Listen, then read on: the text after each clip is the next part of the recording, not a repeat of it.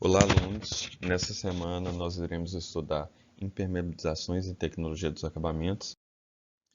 E o que seriam as impermeabilizações? É a proteção das construções contra a infiltração de água.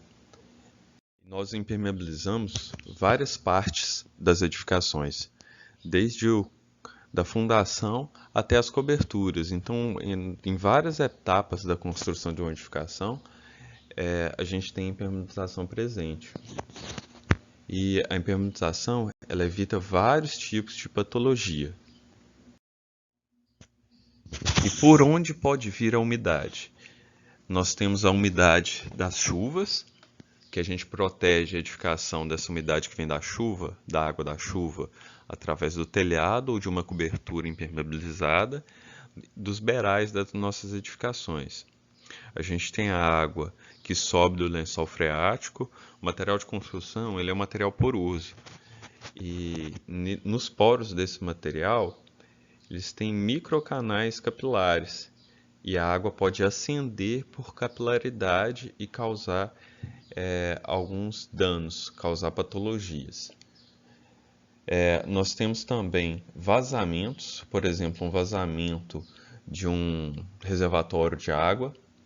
Nós temos nas nossas residências, edificações, vários compartimentos onde há condensação, como por exemplo os banheiros. Então é comum a gente ter condensação nas superfícies e isso também é um tipo de umidade e a gente tem que tomar alguns cuidados para evitar esse tipo de umidade. E a gente pode ter tantos vazamentos reservatórios, como eu falei anteriormente, como em qualquer outro duto, tubulação de água ou de esgoto, né? Essa tubulação ela tem que ser muito bem vedada. Se for peças coladas, bem coladas, se for usar um anel de vedação, esse anel de vedação ele não pode estar ressecado, posicionado no lugar correto. Vou falar agora dos tipos de infiltração. O primeiro deles é pressão hidrostática. Quando a gente tem um reservatório de água, a gente tem um fenômeno que é a influência da pressão hidrostática num possível vazamento. Como que isso funciona? Imagine que a gente tem uma coluna d'água, né? Se a gente fizer um furinho na parte superior dessa coluna d'água, a água vai sair com uma determinada pressão X. Se a gente fazer esse furinho na parte de baixo da coluna d'água, ela vai sair com uma pressão muito maior. Isso é pressão hidrostática. Então, a água que está mais embaixo, ela está sendo pressionada pela água que está em cima. Então, quanto maior é essa coluna d'água, o volume de água que você tem no reservatório, e quanto mais embaixo é o furo, maior vai ser a pressão com que ele vai fazer força contra uma pequena rachadura, um orifício, um lugar quebrado. Então essa água vai sair com mais força. Então os nossos reservatórios de água, as caixas d'água, tanto caixa d'água subterrânea quanto caixa d'água no topo de edifícios, eles têm que ser muito bem impermeabilizados. A gente não pode ter frestas, principalmente nas partes mais baixas dessa caixa d'água. Outro tipo de infiltração que a gente tem é por percolação. A percolação é quando a água escoa por gravidade. Isso acontece muito, por exemplo, nos peitoris das esquadrias. Eles sempre têm uma inclinação, e essa inclinação ela tem que ser, na verdade, para o lado de fora da edificação, né? Para essa água não percolar para o lado de dentro. Mas, em alguns casos, o peitoril ele é nivelado com o chão, né? E a água, ou então até mesmo ele tem uma pequena inclinação para dentro da edificação e a água tende a entrar na edificação. Então, esse encontro aí da esquadria com o peitoril, ele tem que ser impermeabilizado e normalmente a gente faz isso com mastic de silicone. Outro tipo de infiltração que a gente tem, que até comentei anteriormente, é por capilaridade. Então, o material de construção ele é poroso e ele tem microcanais capilares. E a água tende a ascender por capilaridade. Ascender é o que? Ela tende a subir através do material. Então, a água do lençol freático ela tende a entrar dentro do material que é poroso e subir por esses canais capilares. Outro tipo de infiltração que a gente tem é condensação. E condensação está relacionada com um fenômeno e um ponto que chama temperatura de ponto de orvalho. O que que isso quer dizer? Quando o ar está saturado, ou seja, ele está cheio de vapor de água, assim que ele encosta numa superfície que está na temperatura abaixo dele, ou seja, abaixo da temperatura de ponto de orvalho, há condensação. Isso acontece muito em banheiro. Quando a gente tem a gente está no banheiro e está tomando banho, a água do chuveiro é uma água quente, ela aquece o ar dentro do banheiro e aumenta a capacidade dele de reter a umidade. Mas assim que esse ar, e aí como a gente tem uma grande quantidade de água ali, ele vai absorvendo essa água até ele se saturar. Então, quando o ar se satura de água, assim que ele encosta numa superfície que está na temperatura abaixo dele, ou seja, abaixo da temperatura de ponto de orvalho, há condensação. Então, isso acontece aonde? Nos azulejos e no espelho do banheiro. Qual seria um jeito de a gente evitar esse tipo de condensação no espelho, por exemplo? Se a gente colocasse uma resistência ou um outro artifício para aquecer esse espelho durante o banho.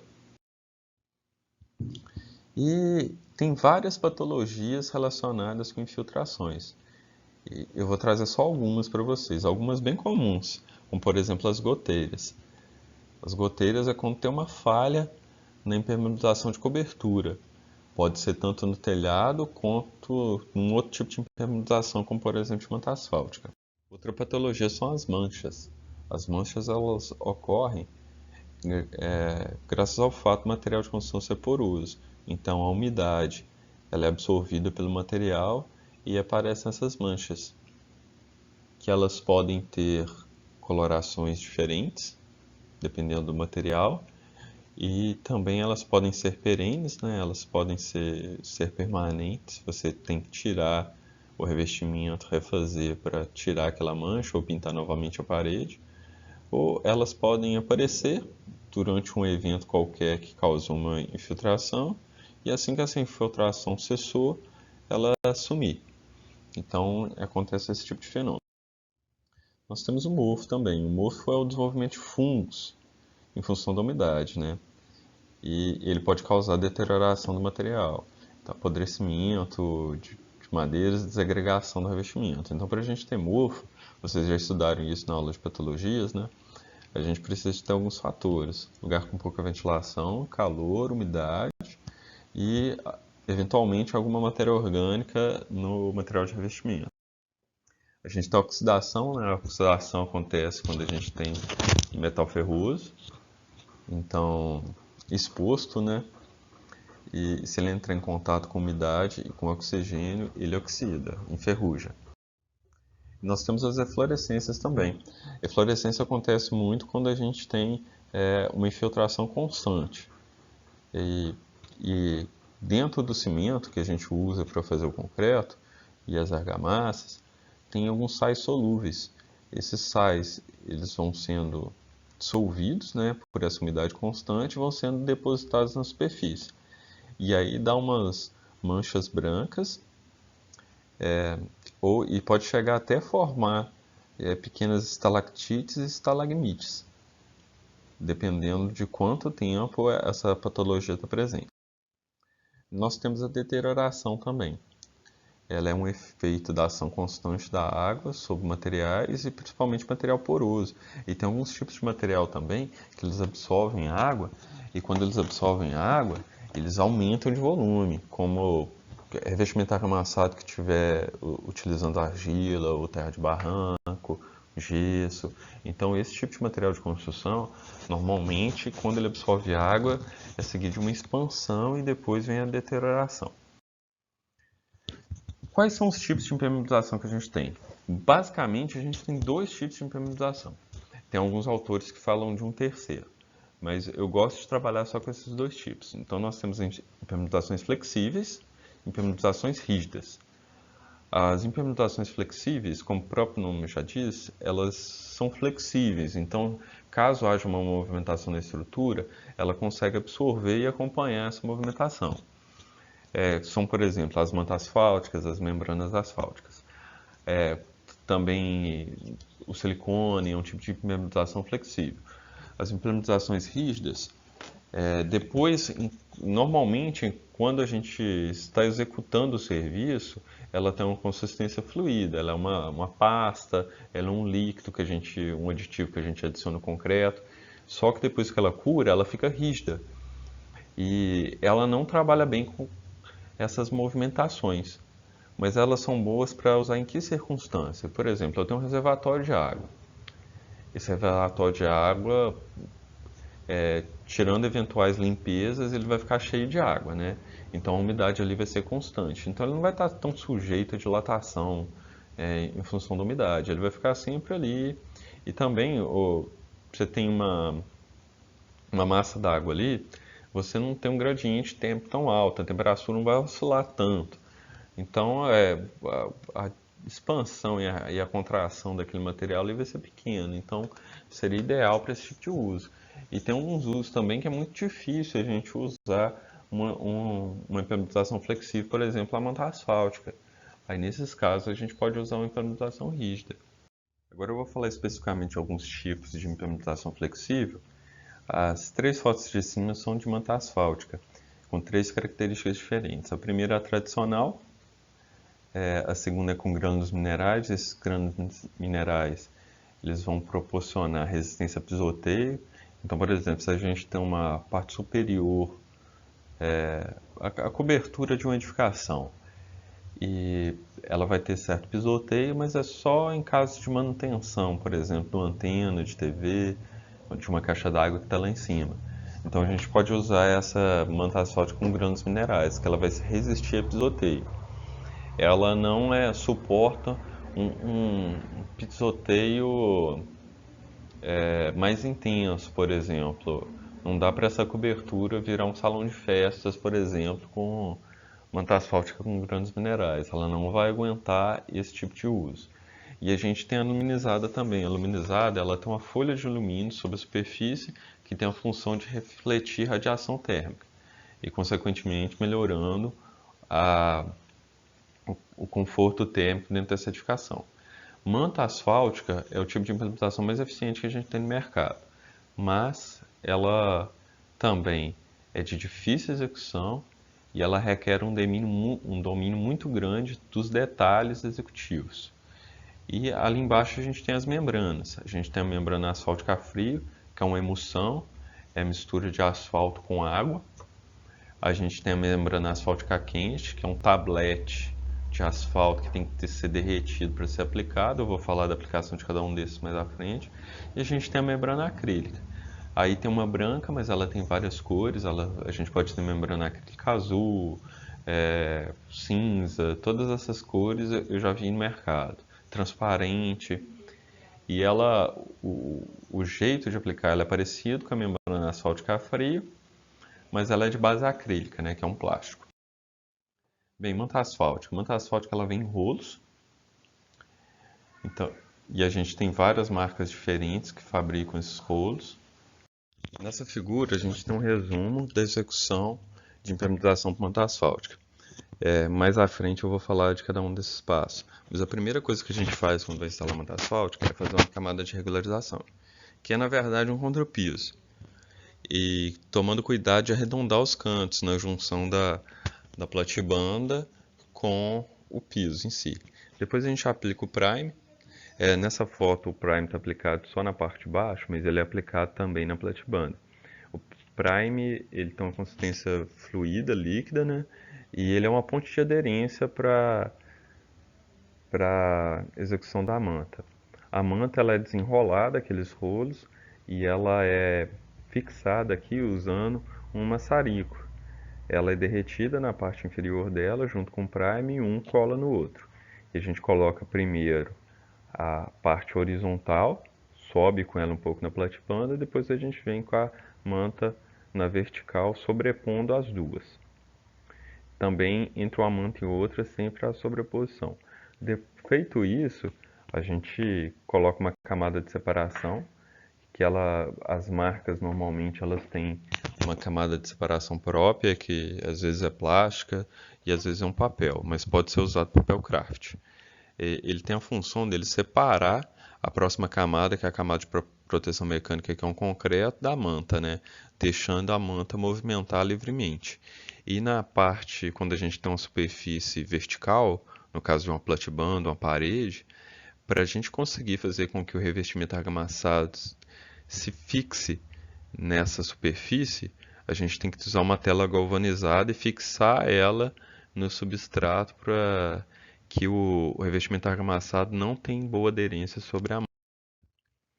Então, a gente fez a camada de regularização. O primeiro passo é arredondar os cantos em meia cana.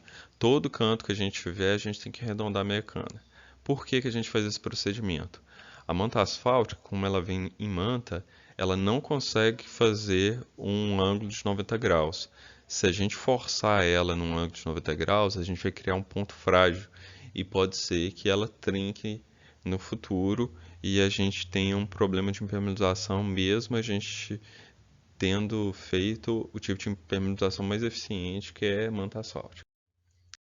Depois de todos os cantos arredondados, a gente passa o prime, que ele tem uma consistência líquida e ele é uma ponte de aderência, como eu falei anteriormente. Em seguida, a gente vai aplicar a manta asfáltica em si, né?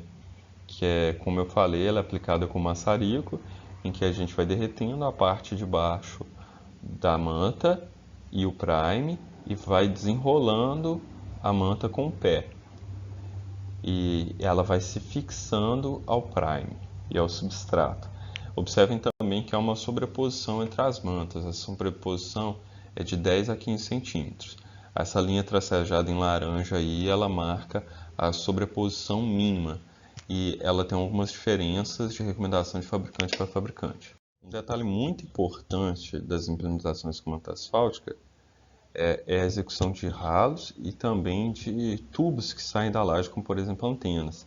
Os ralos, a primeira coisa que a gente tem que fazer é rebaixar o contrapiso nesses locais.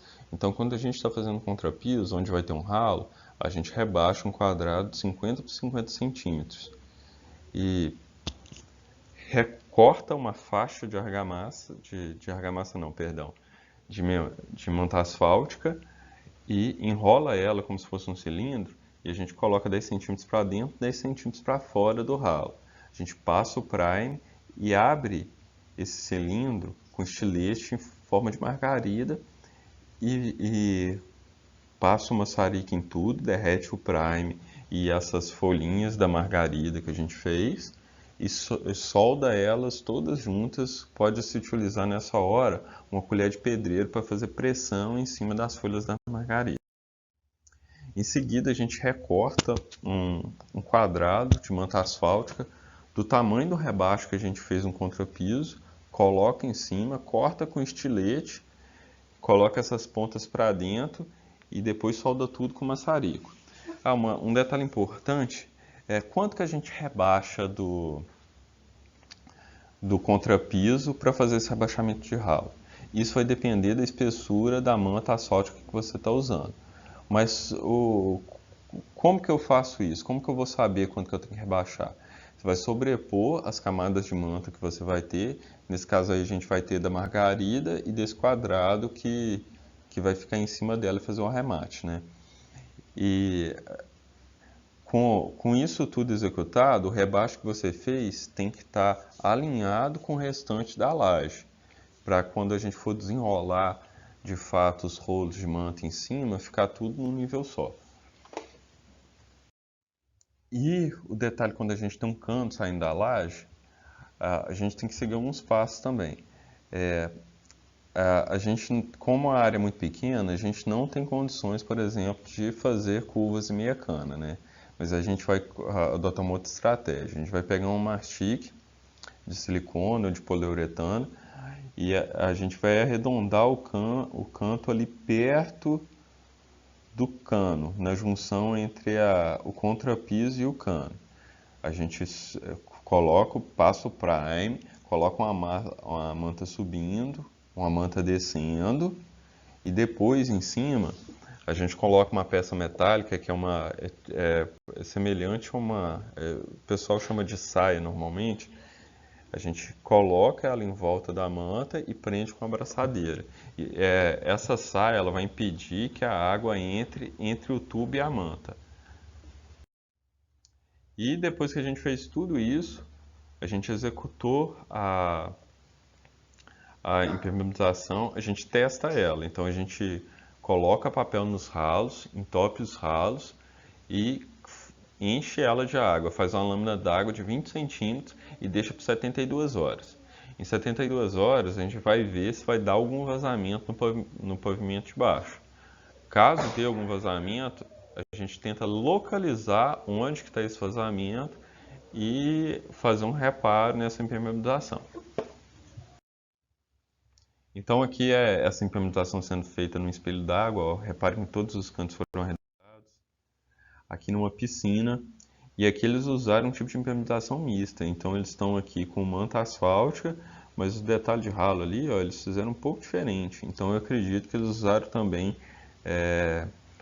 uma membrana asfáltica quente. Então eles derreteram tabletes de asfalto para fazer a implementação nos cantos saindo ali, para tornar esse tipo de detalhe mais fácil de ser executado.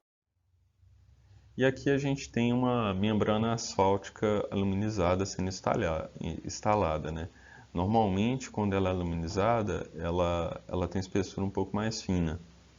E esse link do vídeo aí nessa aula ele não vai funcionar, mas na sala de vocês tem vários vídeos de vários tipos de implementação diferentes sendo executados. E a membrana asfáltica fria? A membrana asfáltica fria ela é muito simples de ser executada, ela é muito fácil.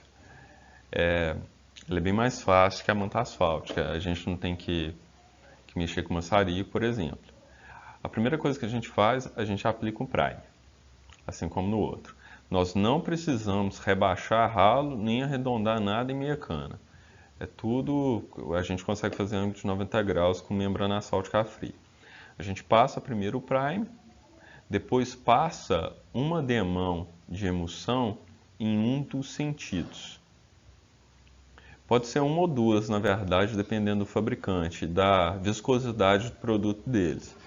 Mas aí na embalagem do produto vai indicar quanto que é. Então a gente pode fazer uma ou duas demãos cruzadas.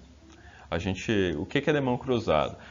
A gente vai pincelar todas as demãos com a trincha ou com a brocha no mesmo sentido. Depois a demão seguinte a gente vai pincelar tudo no sentido oposto. A gente coloca uma tela estruturante. Essa tela, normalmente, ela é uma tela plástica e faz mais duas demãos cruzadas em cima. Ô, pessoal, aqui a gente tem uma imagem que é bem semelhante à que eu apresentei para a manta asfáltica. Então, é o resumo das camadas. Então, aí a gente consegue ver, ó, o prime, uma camada de emulsão, pode ser uma, duas ou três, dependendo do fabricante, sempre demãos cruzadas, tela estruturante, demãos. E aí, nessa imagem, é uma imagem que eu tirei de uma revista que chama Arquitetura e Construção. Eles não colocaram aí a camada de separação de papel craft. Então, nesse caso, também tem camada de proteção, ok? E depois a camada de proteção mecânica. Aqui a gente tem uma imagem do prime sendo aplicado, ó, um prime que vai ser base para membrana asfáltica fria. E aqui o detalhe de ralo. O detalhe de ralo de membrana asfáltica é muito mais fácil de manta asfáltica. É simplesmente você conduz a impermeabilização normalmente, fazendo as demãos cruzadas, passa a tela em cima do ralo, chegou no ralo, depois você corta com estilete, dobra a ponta para dentro e passa mais membrana asfáltica. E ela é boa para quê? Ela é tão eficiente quanto a manta asfáltica? Não, ela não é. Mas ela é boa quando a gente tem espaços pequenos, ou então quando a gente tem uma grande quantidade de detalhes para ser executado. Olha a quantidade de cano que tem nessa laje. Já imaginaram como seria fazer detalhes de todos esses elementos? É muito difícil. Aqui, por exemplo, essa piscina que tem uma escada nela. Então, nesses casos, é muito melhor você usar a membrana asfáltica. O outro tipo de impermeabilização também é a membrana asfáltica quente. E uma das diferenças dela é que ela vem em tabletes. Esses tabletes têm que ser derretidos em uma fornalha. A aplicação dela é simples. Não é necessário arredondar os cantos em meia cana. O detalhe de ralo dela é idêntico da membrana asfáltica a frio. E ela é aplicada sem prime. Não precisa de aplicar prime também. A gente aplica ela com esfregão. Então pega a membrana derretida, ainda quente, aplica ela com esfregão, coloca um feltro entre as camadas e em cima da camada de feltro uma nova camada de membrana asfáltica quente. Depois camada de separação, que pode ser papel craft e proteção mecânica. O método de aplicação da membrana acrílica é idêntico da membrana asfáltica a frio. A diferença são os materiais. Então também não é necessário aplicar meia cana. Os detalhes de ralo são idênticos. Tem que passar o primer, a gente aplica em demãos cruzadas, tem tela estruturante, outra camada, proteção camada de separação, proteção mecânica. A diferença é que o prime é específico para a membrana asfáltica acrílica e ao invés de usar a emulsão asfáltica fria, a gente usa membrana acrílica, uma emulsão acrílica. Então, mas o método de execução é o mesmo e o detalhe de ralo é idêntico ao que eu comentei. Essa aqui é a foto de um catálogo da Sika. A Sika é uma empresa muito famosa nas impermeabilizações. E esse catálogo, normalmente, ela deixa disponível nas lojas de material de construção. E nessa folha aqui, ela explica passo a passo como aplicar a membrana acrílica. E ela faz propaganda de um outro produto dela, que é o Sika Flex Construction, que é um impermeabilizante para trincas, é um veda-trinca. Mas aí ele não necessariamente a gente tem que usar esse veda-trinca. O interessante aqui é a membrana asfáltica. Aliás, membrana acrílica. E aqui a gente tem a aplicação de silicone.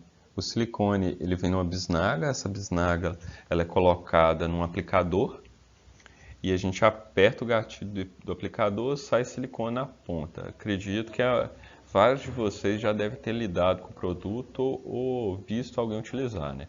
O silicone ele também é uma impermeabilização flexível e ele é muito utilizado para impermeabilização de esquadrias, janelas, então junção de metal com vidro, ou de vidro com pedra, ou então de metal com pedra. E aqui há algumas impermeabilizações rígidas. O primeiro tipo de impermeabilização rígida que a gente tem são os aditivos impermeabilizantes.